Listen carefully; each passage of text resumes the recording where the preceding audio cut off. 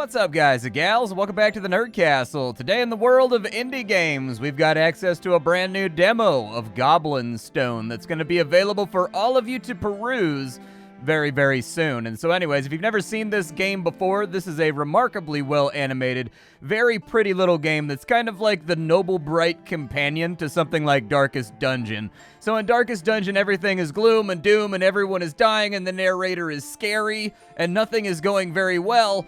In this game, it is also doom and gloom and everything is scary, but the narrator is a nice guy, and therefore it has a brighter outlook. This is a game about a colony of goblins that have been hunted to extermination by human adventurers and are now trying to survive beneath the surface.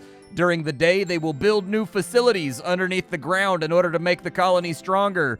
During the rest of the day, because I haven't seen any nighttime yet, I've played through the demo 3 or 4 times, haven't seen any nighttime maps, but anyways, during the rest of the day, they will send out adventuring parties that have to go grab and scavenge things from the wilds like bones and leather and metals and things of that nature to come back and craft new equipment and upgrade their facilities and make their colony more successful. And so anyways, we're going to dive on in today for about 25-30 minutes and see if it's something you wanted to add to your wish list or otherwise pass on. If after watching this you found yourself just tantalized at the prospect of playing a greenskin horde, you can look down below in the description and that link is always there. On top of that, you can also take a look down there to find my Discord and my Twitch stream. But let's get rolling. We'll start the game on off because we do have a little bit of an opening to this one. This is actually a new demo that starts off in a completely different chapter than the last one that we played about a year ago. A strange manner of creature descends upon the goblins, interrupting their midday work.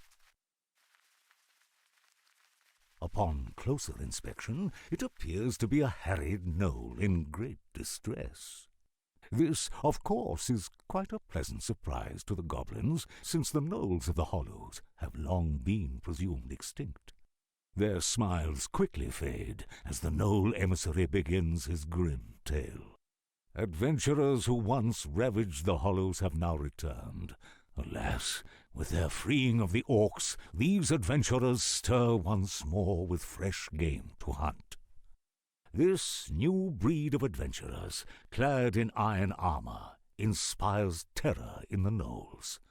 For now, his people remain concealed in their final bastion, hidden from danger.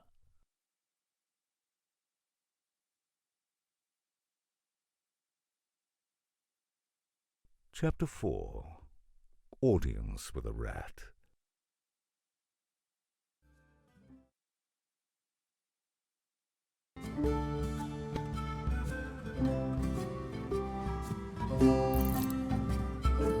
As you can see, we are now inside of our colony.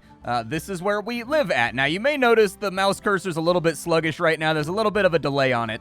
Inside of this build, I found that the colony management area of the game is actually very, very, very frame laggy, and I've tried a number of things in order to fix it, but I think it's just inherently baked into this build, unfortunately, but it is really, really, really... It interferes with your ability to navigate menus properly because it adds a noticeable delay to the mouse with, like, how bad the frame rate is. It dips down as low as, like, 15 frames for whatever reason inside this menu, and I've tried, you know, lowering the graphics. It stays really, really laggy. I've tried different recording programs. I've tried without recording programs. I think this menu is just really, really laggy, and it's only really a problem because of how many moving parts there are, like when you interact with various rooms and things like that inside your goblin colony. It's very, very noticeable, I guess, and so that's going to be something that they want to get to the bottom of. Like, you want this to be running silky smooth. I'm not, well, okay, I was going to try to lie to you, but I guess I'm not going to lie. I'm a 60 frame per second purist. That's just who I am. It's hard-coded into me. I can't change anything about that. It's just a lifetime of playing PC games at like 60 to like 500 frames per second. I can't go underneath 50 anymore. It just drives me up a wall. But anyways, this area may be a little bit chuggy. That's not the recording. That's just how the game performs inside of here. The good news is the rest of the game performs perfectly fine, and so you don't have to worry about it for all of it. It's just this area. But this is our colony. Inside of our colony, we have various rooms. The base is pre-built, but as I understand it in the final build of this game when it comes out, you're going to be building all of this stuff yourself. As of yet, we haven't got to see in any of the demos any of the building mechanics or anything else like that.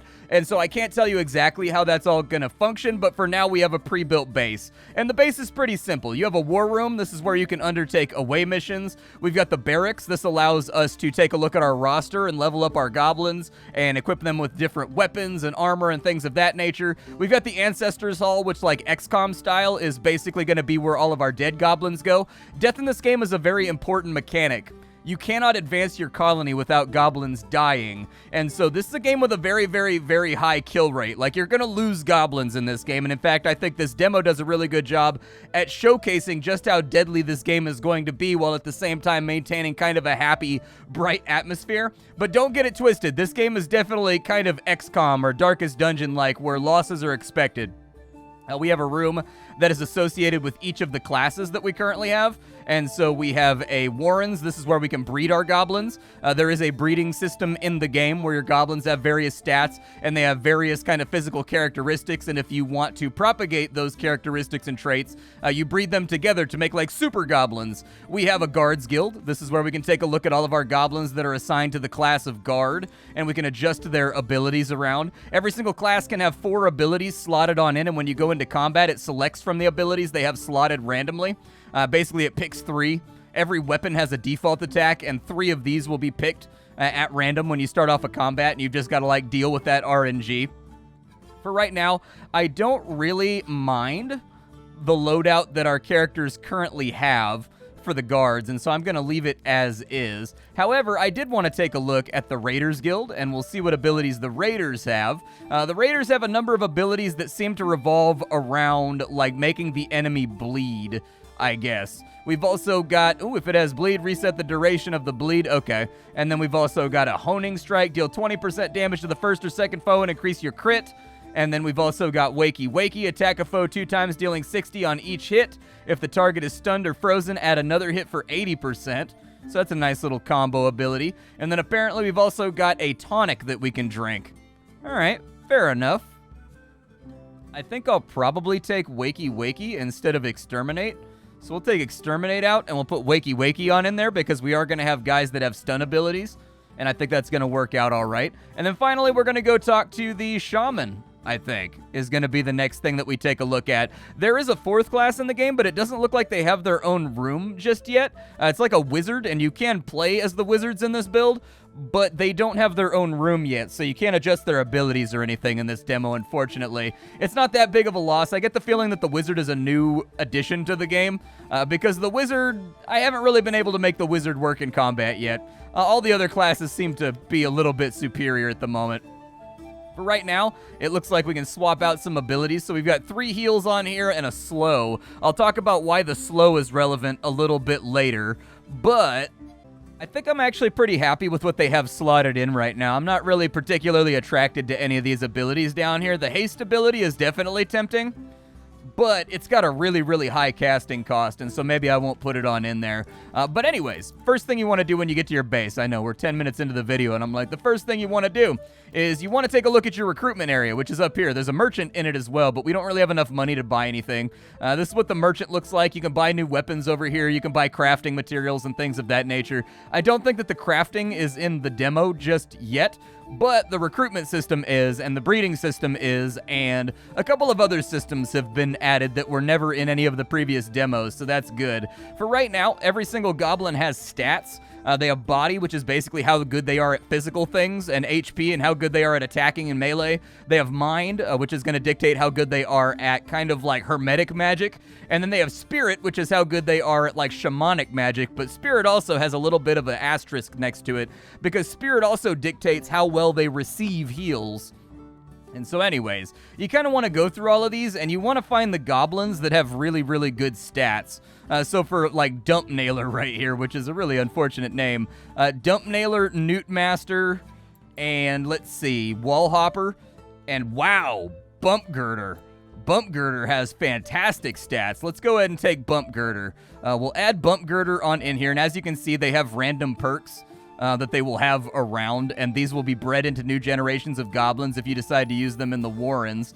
That guy has 21 stat total. This guy right here has 17, which is pretty good too. So we'll go ahead and take that, and then we'll take the guys that came with their own prescribed equipment as well. There we go.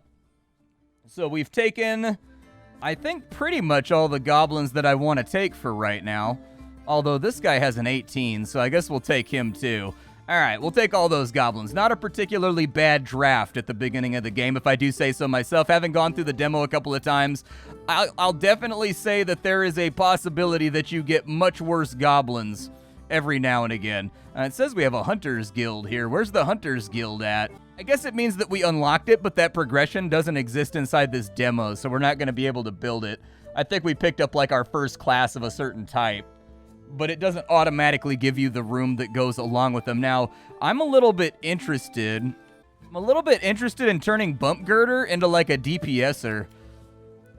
So it's going to cost us 50 food in order to do that. So we'll go ahead and make Bump Girder on into a Raider, because I've got a feeling that he's got like better stats than some of our other Raiders that we have around. So he's got a crude rock on a stick and he's a hunter. Okay, let me go back to the Raider Guild and we'll see if we can grab something a little bit better. Yeah, we'll take the crude stone battle axe off of our other character and we'll put it on him, because I think he's going to get a little bit more mileage out of it, and if nothing else, he's got 8 more HP than the previous guy, which makes him a little bit better at this particular job. 30 HP is not great for a raider, since he's going to be a frontline combatant, but that having been done, I think we just got to pick an adventure and head out on it. Let's go ahead and we'll go on over to the map, our adventuring party. Let's get Peep Teller out of there, and we will swap Peep Teller for Bump Girder. There we go. Bump Girder will be on in here. You can arrange them differently, and it does matter for combat. I'll talk about why that is in just a minute. But we got to get into the map first, and we got to get ourselves into a mission. This is the first build that actually allows you to undertake like multiple missions. It's actually got like a repeatable exploration mission over here, and it's got a storyline mission on this side. It's up to you which one you want to go after. This one gives us a whole bunch of gold, which we could use to buy stuff, and it looks like this is going to be a mining area right here. Over here on this side, it looks like we've got leather and bones and hides and dense bones, and we get a skull wand as a reward, which will make one of our shaman a little bit stronger. Yeah, let's go ahead and do that. Here we are inside the game realm, and this pretty much functions exactly as you would expect it to if you're playing Darkest Dungeon. We can use the W, A, S, and D, we can walk around, we can go left, we can go right, and basically our goal is to progress through the level and interact with points of interest, fight monsters, survive to come out the other end, and that's pretty much it. Then it'll give us like a driplet of story. We do have a body right here that we can harvest, so let's go ahead and check that out and see if we can get any early food. We did get some early food. Very nice. Okay, so we'll take that. Food is a healing item in this game. Unfortunately, we didn't get lucky on that node. Sometimes you can harvest them multiple times. I'm not going to look a gift horse in the mouth, though, because A, nobody's ever given me a horse as a gift. That's just not a thing that's feasible anymore. Do you understand how expensive it is to have a horse? And then B, we got food, and you don't always get food. Like, even inside this demo, everything is kind of randomized, and food is kind of major. It allows me to heal my guys in between fights, just like you would in Darkest Dungeon, and so I'm just happy that I got food, because I've had to play through this a bunch of times now, and sometimes you don't get food, and that's when things get really, really rough. This right here is a shrine. Basically, it's going to offer us opportunities. These shrines basically come in 2 flavors. They cannot be avoided. You have to interact with them. I don't know how I feel about that mechanic. I kind of feel like they should be skippable if you want to skip them, but this is a good shrine. It will either increase our crit by 20% for the rest of the mission, or it will restore all of our goblins' life. Since they're already at full health, we'll go ahead and take the crit, but sometimes you get shrines that are actually kind of like a mixed bag, where it'll be like everybody's HP is doubled, but you hit for half damage for the rest of the run. Or everybody gains like 50% crit, but they also have a much higher chance to be crit. And like, having the option to skip those shrines, I feel like would be nice, since it's not like we can obviously walk past it, just like don't touch it, you know what I mean? But anyways, we got another body over. Oh, but there's zombies in front of the bodies. That's not great. We were surprised, which means that the enemies gets a free turn before we get to act. He's going to groan right there, and then it looks like we have our activities. So basically, the way that combat works in this game, it works the same as Grandia with some modifications. Now, if you never played Grandia on the PS1, effectively this game uses a time meter. Everybody goes from the left to the right. When they get over to here, it is now officially their turn. Now, instead of having AP or any kind of contrived gamified thing like that, instead what this game has is that every activity has a chance, or every activity has a cost in time. And so, like, this one takes you back by 3 on the meter. This one takes you back by 2. And so anyways, you're kind of leveraging, like, how much damage do I want to deal? Or, like, what risks do I want to take with my choice and ability during a fight versus how long it's going to push me back in the timeline. And that's a pretty creative system. In Grandia, you had an extra little area, so you would pick what you were going to do, like right here, and if anybody hit you in between there and the end with a critical strike, it basically stunned you and reset your turn. That's been omitted, although there are abilities that push people around on the time track in this build. You just kind of got to go play around with them. These guys hit like a truck, and so I'm going to try to stun this guy in the front, because really, you don't want the enemy to attack you. This build is really, really, really deadly, and it's pretty rare that I make it through pretty much any of this without losing one of my characters. They die in droves. It looks like he's not planning on attacking anybody, so maybe we'll go just a bash right here, possibly. Just get some damage off, establish some action economy, like kill these guys faster than they can kill me. I do have Wakey Wakey, and I can hit him with it, and it says that it does 37 damage if the enemy's stunned, and that's exactly why I slotted it in. So let's go for it. Apparently he took 0 damage, but his HP went down, so I don't know exactly what happened right there. I'm a little tiny bit confused. I don't know. Oh, he got Wakey Wakey too. All right, let's Wakey Wakey it up.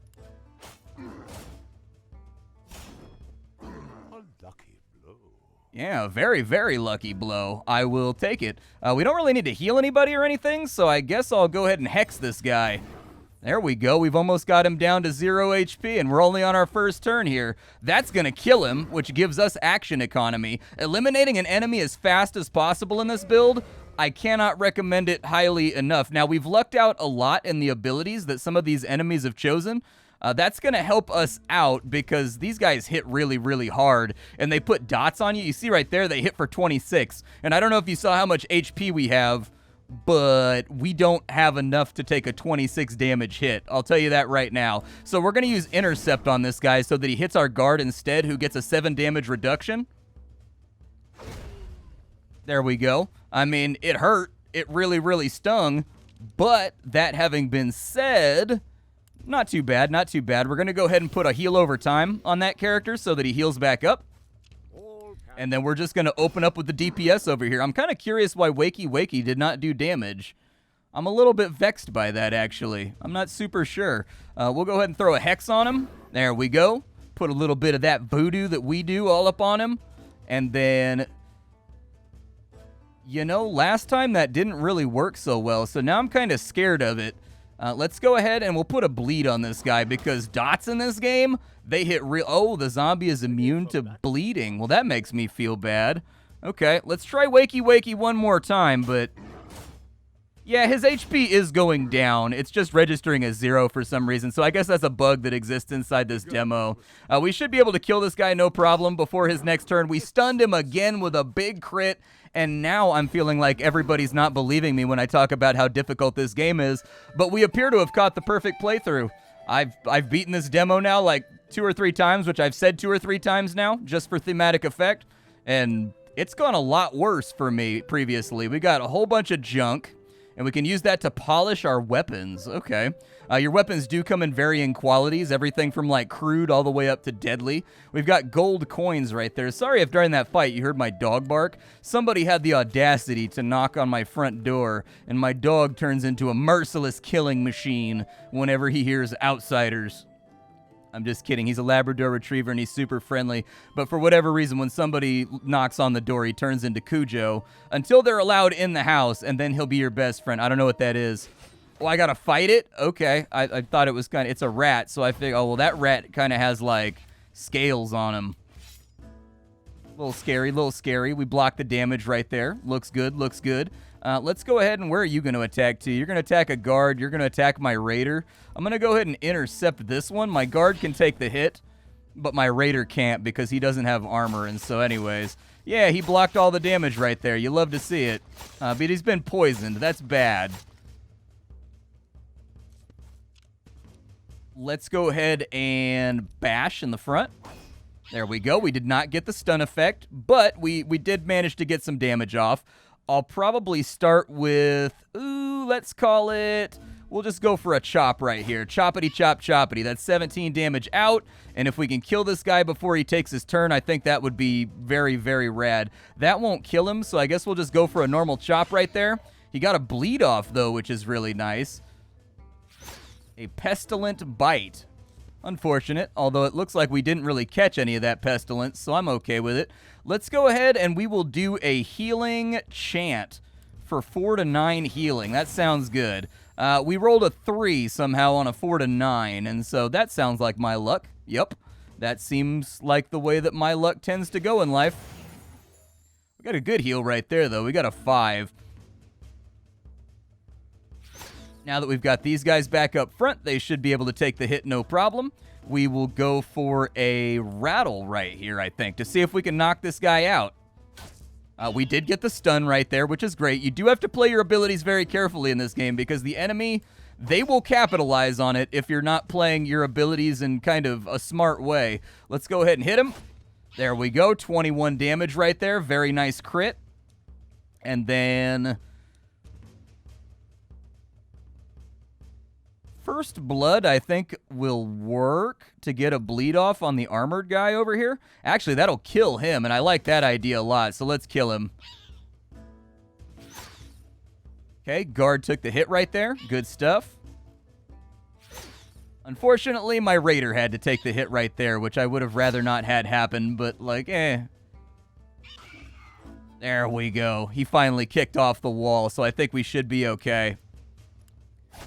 Big chop right there just to get my guy up front. We'll go ahead and we'll probably try to rattle this guy again, although he does have a 20% stun resistance, so it may not work out so great. He is planning on hitting my mage, so I think I'm going to forego damage in order to protect my mage and get his armor score back up. Now, the guards in this game, they do have a detonation mechanic, and what that means is that they're going to spend like a long fight building up their armor, and then they have a number of abilities that we conveniently don't have slotted in right now, that they can basically detonate their armor on the enemy in order to heal themselves for like a huge amount, or in order to like deal a massive amount of damage. It would probably be a good idea to slot those in, but what do I look like? A guy that's good at his job?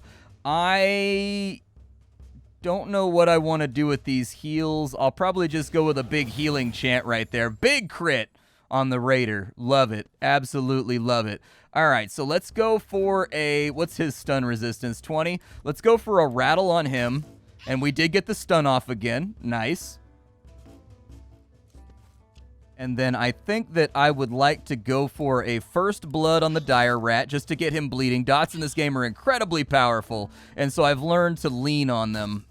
And we've got their entire team stun locked right now. You'll love to see it. I have such bad luck with the stuns in this game. They get resisted constantly. I don't know if they're just manufacturing rats out of the factory nowadays with much thicker skulls than they used to, but I really do sincerely feel like the modern rat is built different. I'm going to go ahead and have him put a heal over time on himself so that he starts getting a little bit of HP back. We'll go for a bash right there. And then I don't know if we're going to be able to finish this guy off right here. We were able to finish him off. So honestly, this run-through is going so well right now by comparison to my normal luck, which seems to be like resist, resist, resist, resist, stun locked. We've got copper ore, we've got junk, we've got 100 gold coins. Looks good. We'll throw that on into the old knapsack. But now is not the time for napping. Now is the time for blapping. Let's get back out here and see if we can kill a few more foes. No bad guys on that map. You do get this really cool animated map right here that tells you how far along you are on the adventure. Some of the other missions are going to have branching paths. There's going to be like an upward path, an underground path, a through the middle path. So if you're worried about the game just being a left to right walking simulator that's occasionally punctuated by JRPG battles, not the case. There is actually exploration on some of the maps, just not on this demo build. I think the other map, the other one that they included, the scouting mission, I think it does allow you to select different paths, but is everybody, like, healed up? I was going to say, like, their health bars are looking suspiciously high right now for how this normally goes. There's got to be another fight, right? They're not going to let me just walk to the end of the mission. Yeah, I was going to say, there's going to be more rats or something. We got to get some XP up in here. I'm trying to level up my gobbos. I'm trying to make them badass. I'm trying to turn them into the squig herders that they deserve to be. Big block right there from the rat nibble. We have no stun available. So that one's going to my raider. That one's going to my raiders. So I think both these guys are going to run an intercept. He did not get intercept, unfortunately. So we'll just go for a bash. No stun. That's the way she goes sometimes. But we did get the intercept right there, so that's okay. We saved ourselves a little bit of pain and suffering. I think...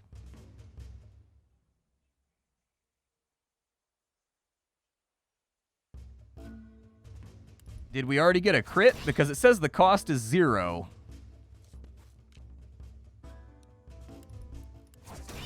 Wow, that's actually a pretty dope little combo that we just leveled off right there.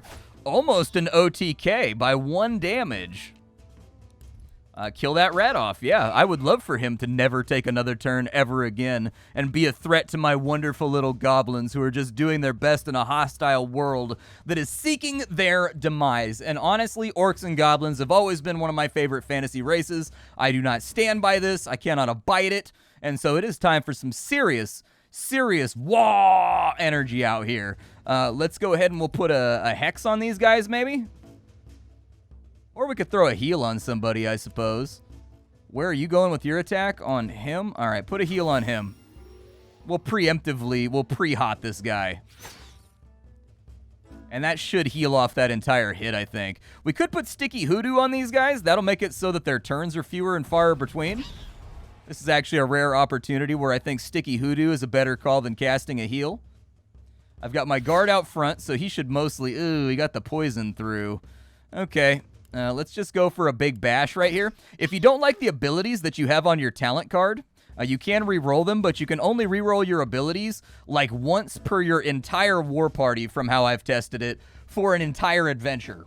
So be very, very, very wary and careful about how you choose to re-roll your abilities because there will not be many more opportunities. We're going to get a big stun right there because that'll line up the raiders for some wakey-wakies. There we go. Nice little wakey-wakey off right there. It was blunted a little bit by the enemy's ability to... It was blunted a little bit by the enemy's armor, but hey. Anytime we take somebody out, I'm a fan of it. They're now down. Pestilent Bite got the poison off again. You hate to see it. All right. Well, we are going to go with a Kindling Spirit right here to basically just heal the damage that's coming off of our character right now. Didn't get the Pestilence right there, so I'm going to call that a net win. And then we're going to Life Shock this guy. Life Shock, little bit of a mixed bag because Life Shock stuns the character that you hit with it. Now, because he was already tired, he was back behind the 3 line right here. I don't think the stun actually goes off because he already is technically stunned by being tired or something. I haven't totally figured out the mechanics of the tiredness system, if I'm being honest with you, but like I have noticed that I can cast stunning heals on people that are technically in the tired rank, and it doesn't seem to stun them or matter. We'll go for a stun right there. We did not get the stun. Finally, resists have come up to rear their ugly head. Go for a chop, I guess, and I'm kind of hoping it crits. It did not crit, so that rat is going to stay up to deal damage another day. Another poison roll. Rough. You hate to see it. Let's go ahead and light this guy up. 27 damage. Big crit out right there. No poison off that one. I was waiting with bated breath. We'll get the kill right there. That's nice because tanks don't normally get to do kills in this game. And that rat, I guess, bled to death. So there we are. We've got ourselves all done with our first map. Let's go ahead and open up some goodies. It looks like we've got a shaman's skull, but it's of crude quality, so unfortunately it's not very good. I don't know if it's going to be better than what either of these guys have. That one has 10 power. That one has 10 power, yeah. So unfortunately the fetishes that they currently have. A goblin with a Ooh, what's going on over here? Money? Don't mind if I do. We've got a goblin mortgage to pay. I likes monies. Ready for battle, the small band of goblins marches fleetly to the hollows to pursue their imperiled friend. Just beyond the hill, they find the knoll, fiercely tracking obscured footprints within the sandy earth, his eyes rimmed red with tears. The emissary is searching for a knoll youngling who vanished along the trail. As quickly as they spotted him, the knoll disappears, following the tracks farther down the path. Absolutely adore the animation style and the storytelling flair of the game. I think it's just done so well. It's done in a way that really, really pops and I think makes the game memorable. So this is our Butcher's Bill for the adventure. We made it through with no casualties. If we had suffered casualties, what'll happen is as your goblins level up, they become more powerful, but when they die, they have a more powerful spirit, and you get a resource that's called Ancestry, based on how powerful the goblin was who died.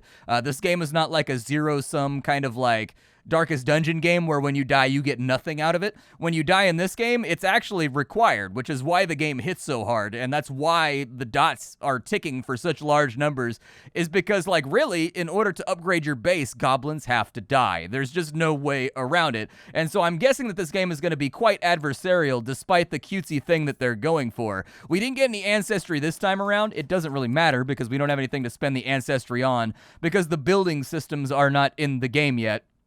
But that's what it'll be used for in future iterations of the title.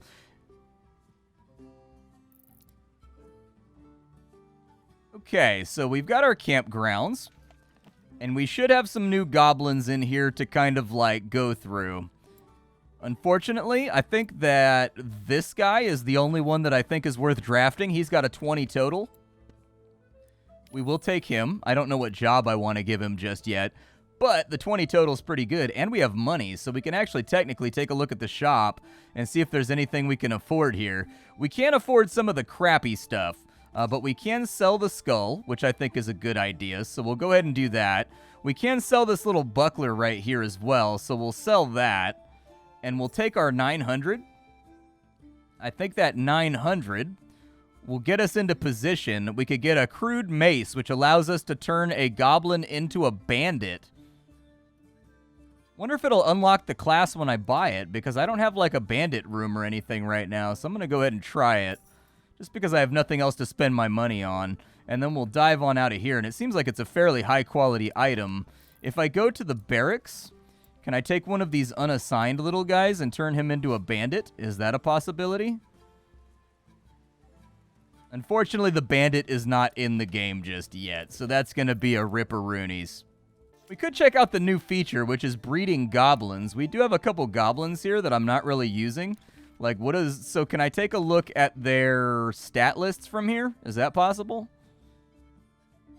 I mean, we can see their stats right there, but I was kind of interested in their perks. But these guys have really, really good stats.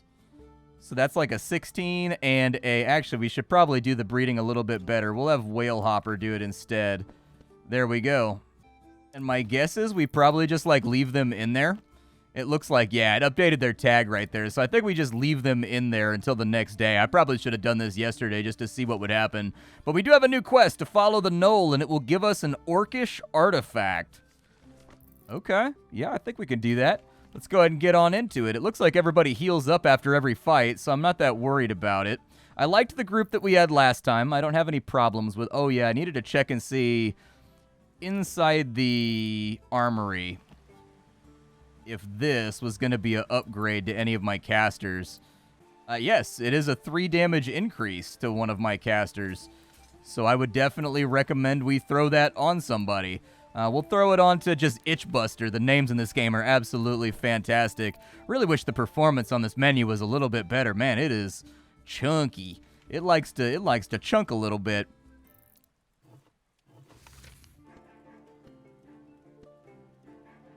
Our next mission will apparently... Oh, repel enemies. The area is no longer safe due to the number of miscreants in the area. What about over here?